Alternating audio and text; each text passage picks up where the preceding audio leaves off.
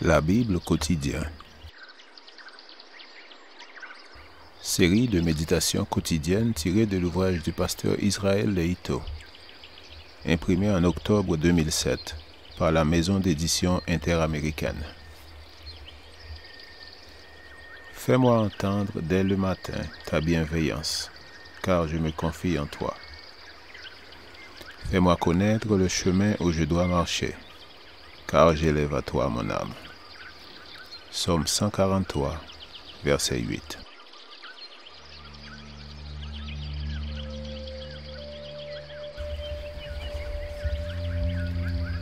Aujourd'hui, le 21 mars, temporiser revient à annuler. Verset approprié, Josué 18, verset 2.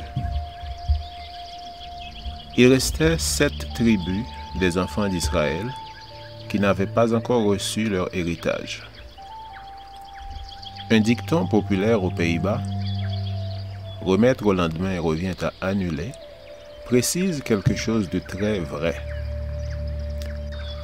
Plus on reporte les tâches à accomplir, plus facilement toute envie de s'y atteler finit par s'évaporer.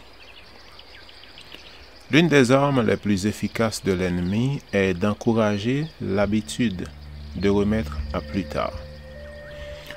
On croit qu'on aura bien le temps, que ce n'est pas la peine de s'en faire.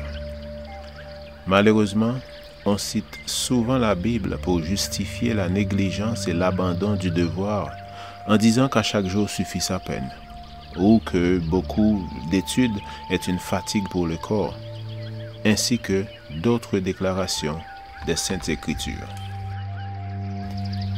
Il est extrêmement dangereux de se sentir satisfait au point de croire qu'on peut tout renvoyer à plus tard. La méditation d'aujourd'hui indique que les 7 tribus se contentaient de ce qui avait été accompli jusque-là et qu'elles espéraient partager le terrain déjà conquis, sans faire l'effort de coloniser la région qui leur revenait. Josué dut prendre des mesures sévères et inhabituelles afin que la conquête ne soit pas retardée.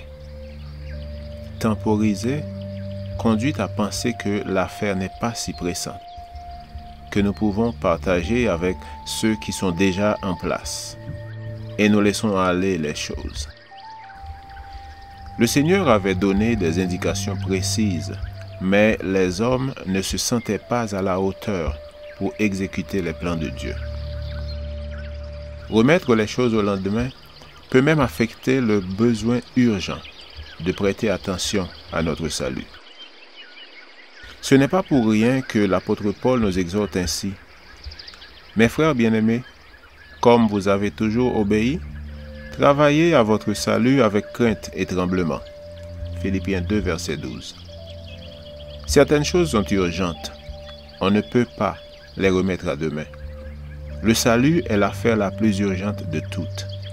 Temporiser revient à annuler.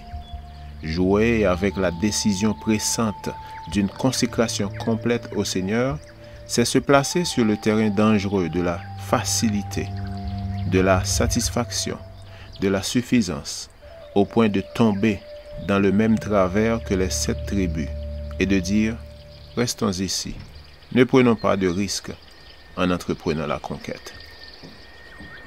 Le chrétien ne devrait jamais se sentir à l'aise de ce côté-ci de la Canaan céleste au point de dire, comme les 7 tribus, « Il n'y a pas de problème, je suis bien ici ».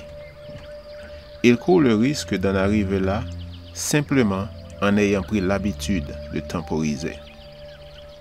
La négligence des responsabilités et des tâches les moins importantes risque de donner envie de renoncer au privilège d'entrer en Terre Sainte. Si nous avons une affaire à régler aujourd'hui, ne tardons pas, car la reporter risque de revenir à l'annuler. Soyons diligents en tout, particulièrement lorsqu'il s'agit de notre salut. Amen. Lecture de la Bible pour aujourd'hui dans l'Ancien Testament, Josué 18, verset 1 jusqu'à Josué 19, verset 51. Et dans le Nouveau Testament, Luc 21, versets 1 à 38. Je vous souhaite de passer une excellente journée avec Jésus.